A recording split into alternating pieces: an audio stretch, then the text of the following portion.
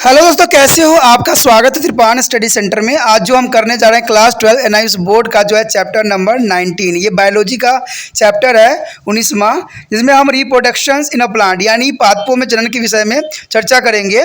ये चैप्टर जो है बहुत ही इंपॉर्टेंट होने वाला है, क्योंकि हम रिप्रोडक्शन इन अ प्लांट के बारे में समझेंगे और जानेंगे कि पादप जो है जनन कैसे करते हैं।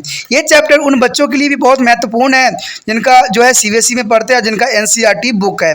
अगर एनसीईआरटी बुक में अगर ये सिलेबस है रिप्रोडक्शन इन अ प्लांट, वो भी बहुत महत्वपूर्ण रखता है। साथ में 10वीं क्लास के जो बच्चे हैं जो सीबीएसई में पढ़ते हैं, एनसीईआरटी उनका जिसका बुक है, उनके लिए भी ये चैप्टर अत्यंत महत्वपूर्ण है। ठीक है, साथ में यूपी बिहार बोर्ड वाले बच्चों को भी ये काफ़ी इंपॉर्टेंट रहेगा। आपको पता है कि त्रिपान स्टडी सेंटर जो है ये आपको डबल डोज में लेके आता है। इंग्लिश और हिंदी मीडियम का जो है डबल डोज मिलेगा, जिसमें आपको इंग्लिश और हिंदी दोनों ही लैंग्वेज में समझाया जाएगा, जो कि बहुत ही काफ़ी इंपॉर्टेंट रहेगा। इस चैप्टर में हम बहुत कुछ जानेंगे और समझेंगे कि प्लांट जो होती है किस प्रकार जो है अपना रिप्रोडक्शन करती है और कैसे अपना जैसे जो है जनन करती है। तो इसके विषय में हमें बहुत चर्चा करेंगे और जानेंगे। लेकिन उससे पहले एक बात जो मैं हमेशा कहता हूँ, जिसको आपको मानना भी चाहिए, विचार भी करना चाहिए और अमल तो करना ही चाहिए, वो ये है कि जब भी वीडियो देखिए पूरा देखिए, क्योंकि अधूरा जानकारी सदैव खतरनाक होता है। साथ में एक इंपॉर्टेंट बात ये भी रहता है, अगर आप पहली बार वीडियो देख रहे हो तो लाइक शेयर सब्सक्राइब करना मत भूलना। देखिए दोस्तों, लाइक कीजिएगा तो बनाने वाले का जो है प्रोत्साहन बढ़ता है और आपके लिए अच्छा से अच्छा करने की कोशिश करता है। ठीक है, सब्सक्राइब करना आपके हित में है। इसका कारण ये है कि अगर आप सब्सक्राइब करके रखोगे तभी जो है मेरा वीडियो का नोटिफिकेशन मिलेगा। और आपको पता है कि मैं हर क्लास का जो है सब्जेक्ट डालता ही रहता हूँ समय समय पे। तो अगर सब्सक्राइब करके नहीं रखिएगा तो शायद उस वीडियो से आप अनभिज्ञ रह जाइएगा, यानी वो आपको प्राप्त नहीं होगा और आप उसका नॉलेज नहीं ले पाइएगा। साथ में जो अगर आप शेयर करते हो तो शेयर करना एक जग कल्याण के समान माना जाता है। इससे ये होता है कि मान लीजिए कोई जो है बच्चा जो है मेरी वीडियो को उसकी ज़रूरत थी और आपके थ्रू वो वीडियो उसको पास पहुंचा है, तो वो सदैव ही आपका धन्यवादी रहेगा और सदैव ही आपका जो है शुक्रिया अदा करेगा कि तुम्हारे कारण मुझे जो है वीडियो प्राप्त हुआ। तो दोस्तों, आपको पता ही होगा कि त्रिपान स्टडी सेंटर सिर्फ एक क्लास के लिए ही अग्रसर नहीं है, ये कई क्लासों के लिए अग्रसर है। जैसे 8th 9th 10th 11th 12th CBSE के सारे चैप्टरों को कवर करेगा समय के साथ। प्लस जो है एनआईएस बोर्ड का 10+2 को भी कवर करता है, सभी सब्जेक्टों का।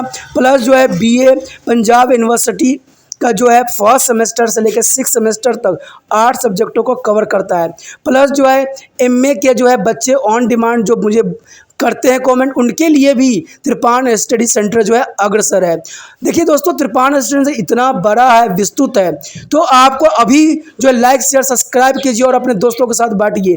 ठीक है, तो भूलिए मत, ये करना आपका फर्ज है और मेरा कार्य करना है आपको टॉपिक लेके चलना है। देखिए आज देखते हैं हमारा आज टॉपिक क्या है। There is a most important animals are Spogyra.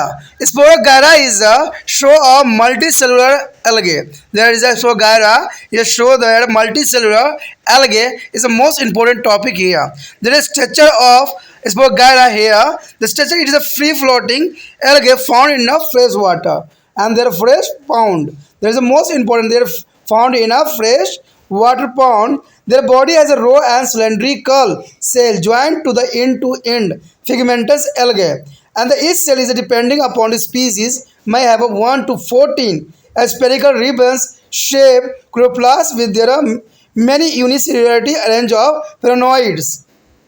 And central region of the cells has a large vacuole. Here show this picture.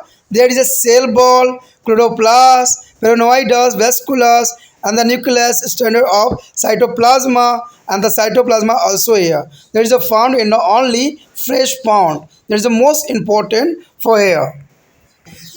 The Spogyra is a single cell from the filament. There is a filament is the single cell here. The single is a nucleus present in the center of their cell, supporting by the cytoplasma stand. Showing this picture is a very clear.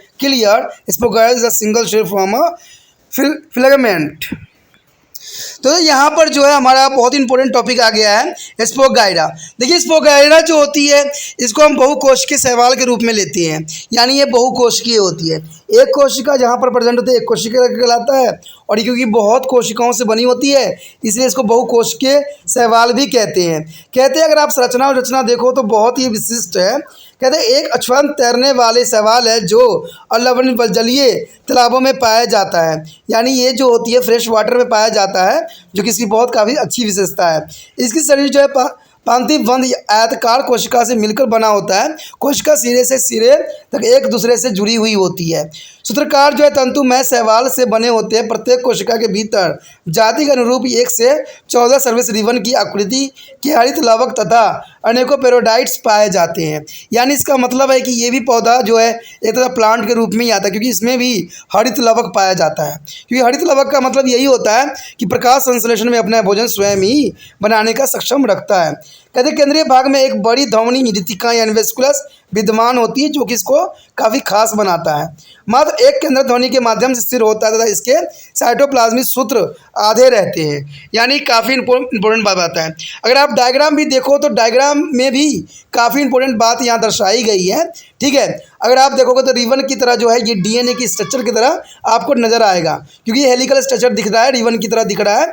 ठीक है, इसमें देखोगे तो सबसे ऊपरी वाला part जो होता है कोशिका भित्ति होती है, और ये जो रिबन लाइक स्ट्रक्चर जो बने हुए हैं एक्चुअली में वो हरित लवक होते हैं।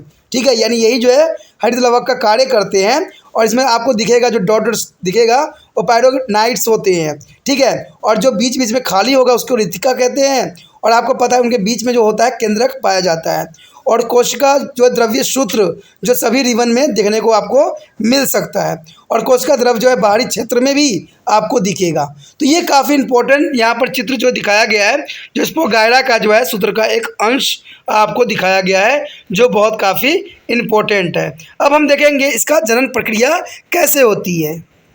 The hair is an important reproduction in Spogyra. There is the vegetative reproduction by the fragmentation. The hair reproduction is a vegetative reproduction by the fragmentation. There is a filament as a break into a small fragment at the point of trans of septum, and flowing is the physiology's chemical changes. The each fragment having at least one complete cell growing with a new filament by repeated mitotic cell division. The hairs is the first animal is the mitosis, but second is a multicellular organism. There are mitosis cell division. It is the most important here. The single cell animals here are mitosis division, but multicellular organism here the repeat of mitosis cell division. This is most important. The here B as sexual reproduction is vegetative reproduction, but other is a sexual reproduction. It is a take place by the scleroforms for the is a lateral conjugations. Is a scleroforms is a conjugation conjugating filament give to the lateral like a appearance. Here the two filaments come to lie very close to the each other, so that cell of the two filaments pair a septum to the septum as face to face, and the pairings a cell of two filaments is form a contact with the help of a tube is called to conjugation tube. That is called to the conjugation tube. Cytoplasmic is the content of each cell round off to act a gametes. And the gamete for one cell is a male passed to the other cells is a female through their conjugation tube by the aminoids or moment. And the cell of each pigment act either as a male or female. There is the each cell of pigment act as a male and female is the most important here. The content of two gametes fuse in the female cell. There is a two gametes fuse in a female cell, and from a diploid zygote is a consequently after the sexual fusion of gametes, all the cells of male figment is empty, whereas the each cells of the female figment has a one thing valid diploids, is a diploid zygote. And the next there is the zygospore is a developed is a thick wall around itself. It is a developed or dark brown to black pigment to tied over to the unfavorable period. There is here a dark brown to be a black pigment to tied over to the unfavorable periods. And on the return of favorable condition, the haploid nucleus divided by the mitosis into 4 haploid nuclei. Three of these is a nuclei is a degenerated, and on the germination as a ball of zygospore ruptures and small tube like a structure containing one haploid nucleus come out. The small tubes develop into the long figment by the rupturing of mitosis cell division. Here is important mitosis division is a mitosis cell division here. And lateral conjugation. Lateral conjugation is the most important here. Here the cells of only one figment are involved in the conjugation, is wherein the male female cell are arranged in the alternative pairs. There is arrangement of alternative of pairs. Two male cell alternates with the two female cell all along to the length of a filament. There is most important here is alternated with the two female cells all along their length of filament, and conjugation tube is a forming lateral to the spectrums are separating in the male and female a cell, and protoplasm of the male cell migrate into the female cell, and after fertilization of filaments and would be showed two empty cell alternative with the two cells each having thin valley diploid zygospore. There is the most important here. The zygospore is under favorable condition germinate as the scroll forms, and the conjugations to produce only one dependent plant, and because of three haploid nucleus after the mutasis and degenerated. There is a most important for zygospore is under favorable condition and the formation of the new gametospore. There is a lateral conjugation is the most important for this animal. Friends, so there is a diagrams A, B, C is the most important. There is a conjugated tube. You have already seen there a animal, there is a single cells, but is here divided for the conjugated tubes on this diagram. There is the most important for here.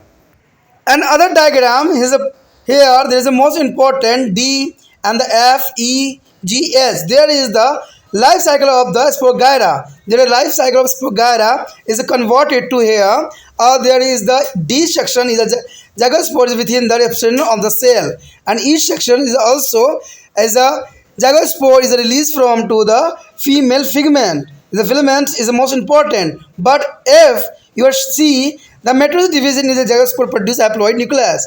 You see the clear. There is a mitosis division of occurring here, and so in this diagram, and other is there go west to the G section. There is a three haploids nuclei degenerated. Here the G section is three haploids nuclei degenerated, and H is a formation of the young filament. There is a most important there young filament zygospore is ball or arising. There is a formation of the young filament on this diagram. There is a life cycle of Spogyra.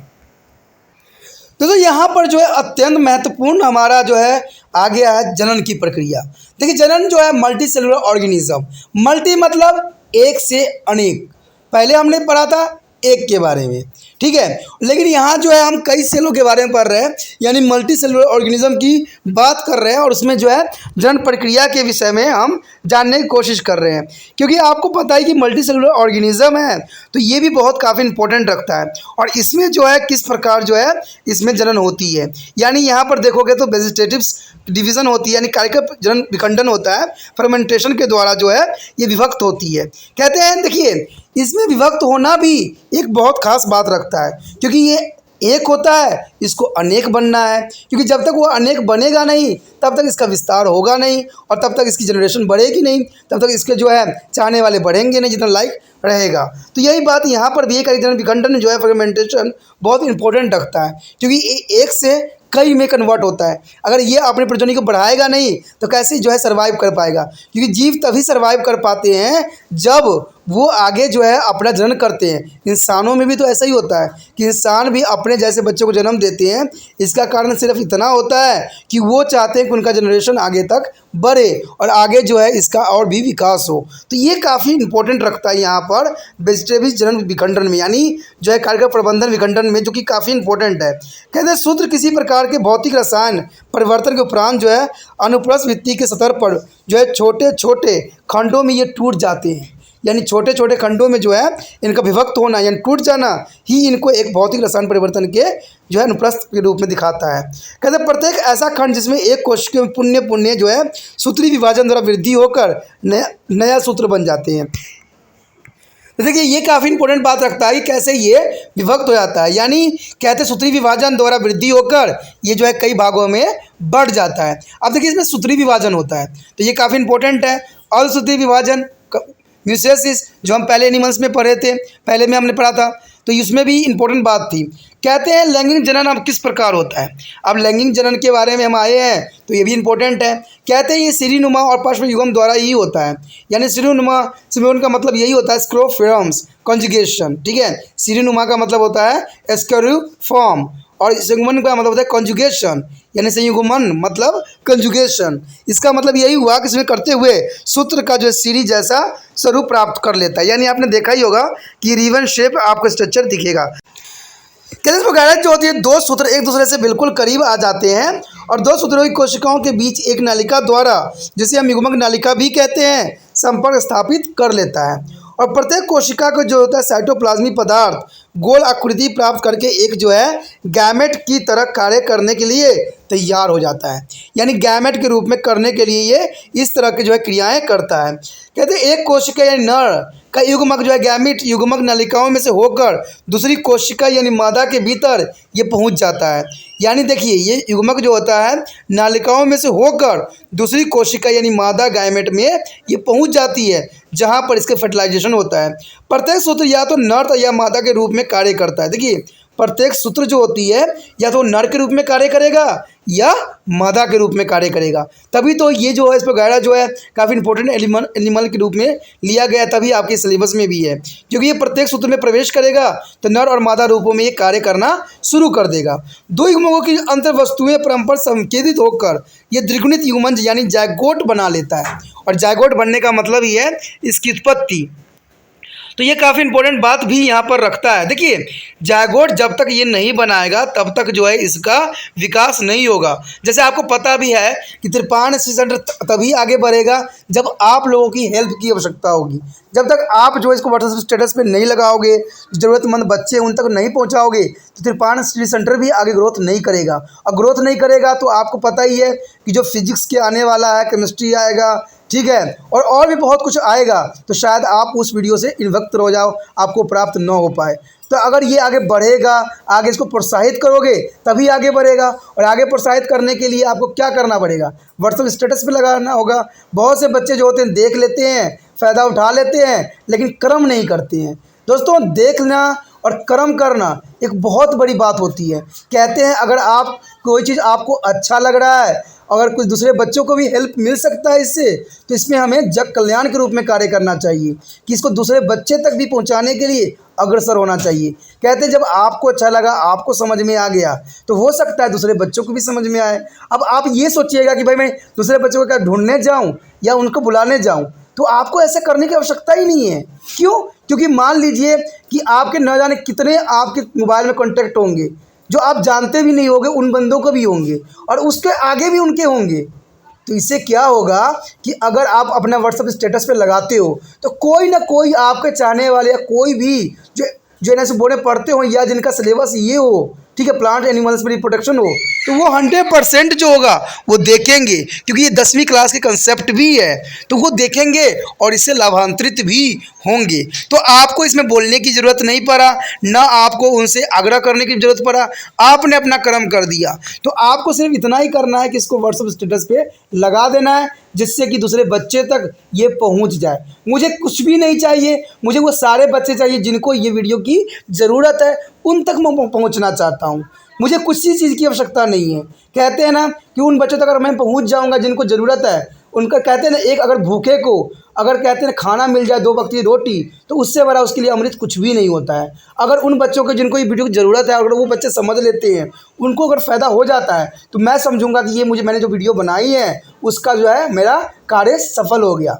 तो इसमें जो है आपकी जो है ज़रूरत है मुझे, तो आप जो है अपने कर्म को करना आप ना भूलना, वीडियो देखना ज़रूर, और साथ में इसको जो है व्हाट्सएप स्टेटस पे ज़रूर इसको जो है लगा देना, जिससे दूसरे बच्चे तक ये वीडियो पहुंच सके आपके माध्यम।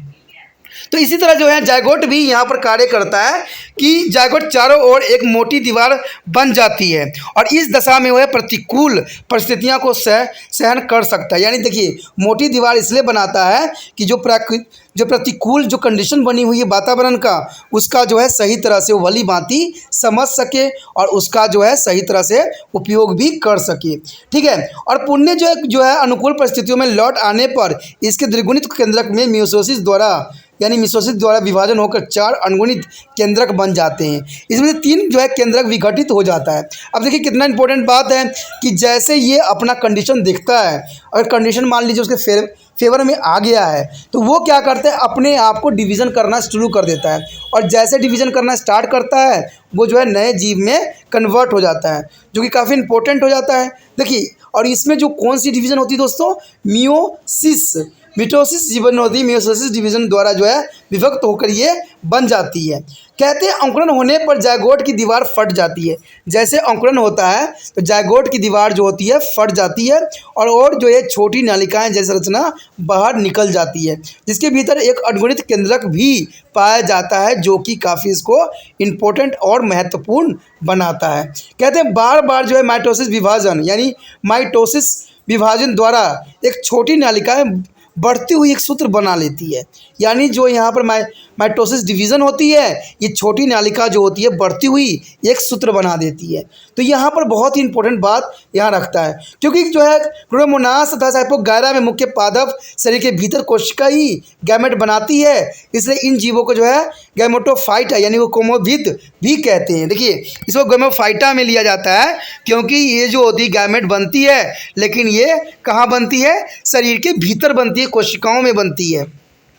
तो याद रखना ये पादप जगत ही होते हैं, ठीक है, ये एनिमल जगत में नहीं आता है क्योंकि ये पादप की तरह ही बिहेव करते हैं। रीजन इसका यही होता है कि इसमें क्या पाया जाता है दोस्तों, क्लोरोप्लास्ट पाया जाता है और ये सूरज के प्रकाश से अपना भोजन स्वयं ही बनाए जाते हैं। तो इस तरह से जो है प्लांट में ही आता है, ठीक है, ऑर्गेनिज्म के रूप में ये नहीं प्रेजेंट होगा। कहते हैं सारा करैक्टर जो होता है ऑर्गेनिज्म की तरह ही होती है, लेकिन फिर भी जो है ये पादप में ही आता है, यानी प्लांट में ही इसको रखा गया है और ये गैमेट बनाती है और इसे जीवों को जो है गैमेटोफाइटा के रूप में दर्शाया गया है, यानी गैमेटोफाइटा की कैटेगरी में इसको रखा गया है। अगर हम इसका डायग्राम देखें तो ये डायग्राम में भी बहुत बातें आपको समझ में आएगा, जो हमने भी पढ़ा है वही डायग्राम में भी दिखाने की कोशिश किया गया है। अगर आप देखोगे तो यहाँ जो है फीतानुमा आपको दिखेगा स्ट्रक्चर, ठीक है, इस फीतानुमा स्ट्रक्चर में दिखेगा कि डीएनए स्ट्रक्चर की तरह दिखता है आपको। इसमें आपको मैंने बताया था कि इनमें कौन से पार्ट क्या होते हैं, ठीक है, पहले ही बता दिया था। उसके बाद ये देखिए धीरे धीरे डिवीज़न करना शुरू कर दिया है और ये जो है अलग अलग अपने आप को सेपरेट कर रहा है। और ये जो किस लिए होता है, ये जो होता है आपका संयुक्त नलिकाओं की अलग विखंडन के कारण ऐसा संभव होता है। और जैसे आप देख रहे होगे थर्ड डायग्राम में कि बिल्कुल ये विभक्त होके अलग बनने की कोशिश कर रहा है, यानी इसे अलग होने की कोशिश कर रहा है, जिससे एक नया ही जीव में ये कन्वर्ट हो सके। ठीक है, अगर आप आगे डायग्राम में देखते हो, ठीक है, पहले जो 3 डायग्राम था इसमें जो है इस पूरा का जीवन चक्र के कुछ हमें नमूना मिला, जिसमें हमने पहले बार में देखा था कि सूत्र आसपास आ जाते हैं, यानी काफ़ी आसपास वो केंद्र आ जाते हैं। दूसरा में हमने देखा था कि युग्मन जो है नालिका का बन जाना, यानी युग्मन में क्या होता है कि नालिका सी बन जाती है। उसके पश्चात हमने तीसरे डायग्राम में देखा था कि सूत्र में गैमीट का जो है प्राथमिक सूत्र में जो है पहुंच जाता है, जो कि मादा के रूप में होती है। ठीक है, उसमें अगर आप अगला देखोगे तो इसमें जो है आपको प्रणांग कोशिका में जायगोट के जो स्पोर बन जाता है, यानी वो स्पोर जो है काफ़ी इंपॉर्टेंट रखता है। लेकिन उसके आगे अगर आप बढ़ते हो तो जो इसमें जंग में स्पोर टूट कर बाहर आ जाता है, जैसे आप देख भी रहे होगे डायग्राम में भी दिख रहा होगा। और इस प्रकार जो है इसका विभाजन होता रहता है और इसमें जो है जंग स्पोर अर्धसूत्री विभाजन होकर अनियमित केंद्रक बन जाता है और ये केंद्रक बना के जो है अलग होने की कोशिश करता है। आप यहाँ पर डायग्राम में भी देख रहे हो केंद्र अपकृत नष्ट होता हुआ, यानी केंद्रक जो है अलग होता है। और एटलिस्ट जो है लास्ट में जब कहते हैं नया एक बन जाता है, यानी एक अंधसूत्री बन जाता है, तब ये कुछ इस प्रकार से दिखता है, जैसे कि आप देख रहे होंगे लास्ट डायग्राम में। तो ये जो है काफ़ी इंपॉर्टेंट रहता है। स्पोगाइरा का जीवन चक्र जो है श्रेणुमा संकृति बहुत ही इंपॉर्टेंट दोस्तों है स्पोगाइरा का जीवन चक्र। तो स्पोगाइरा का अगर जीवन चक्र आ जाए तो आप इसी तरह जो है इसके पूरे पार्ट के बारे में जो है अच्छे से जो है एक्सप्लेन कर सकते हो। कहते हैं एग्ज़ाम को टैग करना आपके लिए है। कहते चाहे आपको हिंदी में समझ में आए चाहे इंग्लिश में आए, आपको सिर्फ समझना है। कहते हैं अगर समझ में आ रहा है तो बेस्ट है, देखिए दोस्तों, मैं ये कभी नहीं कहता हूँ कि ये वीडियो बहुत ही अच्छी है, ये तो बहुत साधारण है। ठीक है, मैं जो वीडियो बना रहा हूँ आप लोगों के लिए, वो सिर्फ आपके हेल्प के लिए बनाई गई है, ज़रूरत के लिए बनाई गई, क्योंकि इसमें कोई खासियत आपको दिखेगा नहीं, क्योंकि ये कोई डिजिटलाइज नहीं है। ठीक है, कोई आपको स्क्रीन बड़े वाला नहीं है। ठीक है, सिर्फ मेरा आवाज़ ही आप तक जो है ज्ञान का मार्गदर्शन बनता है, क्योंकि मेरा विचार है, मुझे एकलव्य बनाना है आप लोगों को, कि मैं ना भी दिखूं फिर भी आप जो हो मेरी बातों से, मेरी समझ से आप ज्ञान प्राप्त कर लो। क्योंकि कहते हैं ना, गुरु को देख के ही आप क्या करोगे, देखने से क्या होता है। अगर आप कहते हैं कुछ बातें होती है, कभी कभी गाना ही सुनते हो तो वो सारी गाना आपको याद हो जाता है, ऐसा ही होता है ना। लेकिन आप गायक के जो है शक्ल नहीं देख रहे होते हो, लेकिन फिर भी गाना जो है सुन रहे होते हो ऑडियो के रूप में। तो ये भी जो है आपको बेशकली यहाँ अक्षर दिख रहे हैं, जो अक्षर होंगे उसी को जो है आप त्रिपान स्टडी सेंटर मान के आप जो हो इसको समझने की कोशिश करो और एकलव्य की तरह करो और जो है सर्वश्रेष्ठ बनो। यही त्रिपान स्टडी सेंटर का कामना है। हम अगला जो हमारा जो टॉपिक होने वाला है दोस्तों, वो बहुत ही इंपॉर्टेंट रहेगा, क्योंकि उसमें जो है हम काफ़ी जो है आवृत्तिज बीजी यानी एंजियोस्पर्म्स यानी पुष्पों में जन्म के बारे में हम पढ़ेंगे, जो कि बहुत काफ़ी इंपॉर्टेंट टॉपिक रहेगा। तो अगला टॉपिक देखना आप नहीं भूलना, क्योंकि एंजियोस्पर्म यानी पुष्पों में पौधों में जन्म किस प्रकार होते हैं, और इसमें 1 वर्षीय द्विवर्षीय पौधे किस प्रकार जो है अपना जन्म करते हैं और उनका क्या रोल होती है। तो इसके विषय में जो है हम विस्तार पूर्वक जो है उसमें समझने की कोशिश करेंगे, चर्चा करेंगे। तो अगला वीडियो आपके लिए अत्यंत महत्वपूर्ण होने वाला है।